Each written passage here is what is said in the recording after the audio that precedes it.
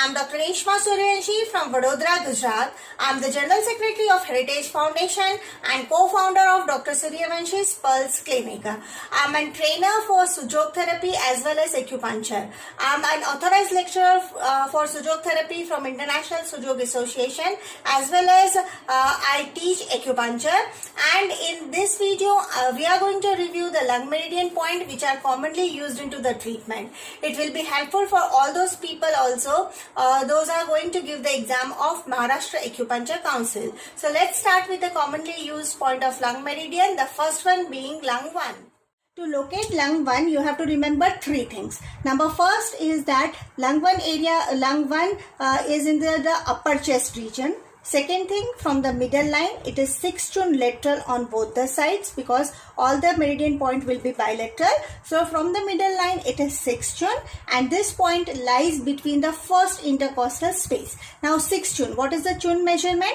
2 finger is 1.5 Chun and 4 finger is 3 Chun, and we have to go 6 Chun lateral from the middle line. In terms of the patient body, we are taking measurement. So let me check the patient's body. So my fingers and her fingers are same. So I will be showing you in reference with my own fingers. So this is the middle line, and from this middle line, if we go 6 Chun, that is 3 Chun, and again 3 Chun if I go, then 6 Chun, and in the first intercostal space, you will find this point lung 1. So this is the point lung 1 which is commonly used into the lung meridian, and it is also the mufront point of the lung meridian which is used for diagnostic purpose. This point will become tender if there is any acute problem into the respiratory system. So it is bilateral, so on both the sides you will find this point, that is lung 1. Whichever point I will show you right now into the lung meridian, all the points are bilateral.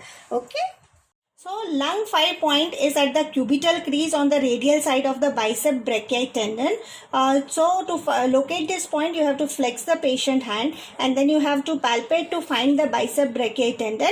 And just on the radial side of the bicep brachii tendon, this is the point lung 5. You will find a nice dip at this point, and you can do the hands little like this so that you find the exact dip. And I will mark with a sketch pen for you people to easily locate this point. So this is lung 5 point at the cubital crease on the radial side of the bicep brachii tendon.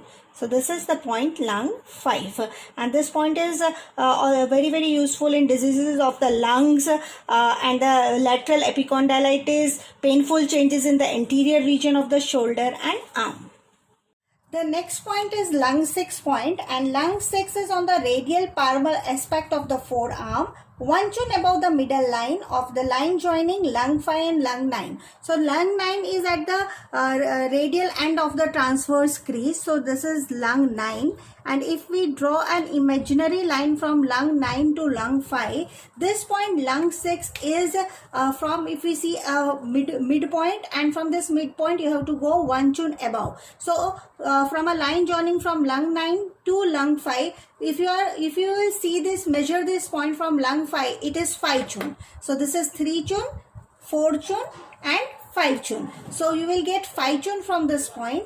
And if you are measuring it from the radial end of the transverse crease, you have to go 7 Chun. That is 3 Chun, 3, 6 and 1 Chun, 7 Chun. So you can measure it either from the lung 5 point, or you can measure it from the lung 9 point. So this point is 5 Chun from lung 5 and 7 Chun from lung 9. This is the point lung 6 point, and this point is indication of this point are diseases of the respiratory system. So this is one of the point which is commonly used into the lung meridian point.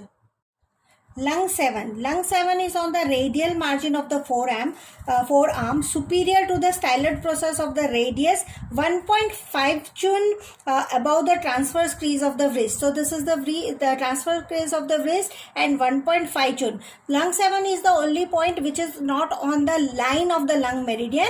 It goes little lateral. To find this point, you can interlace the hand of your patient like this with the thumb, and then you can put your index finger like this. So where your index finger touch is the point lung 7.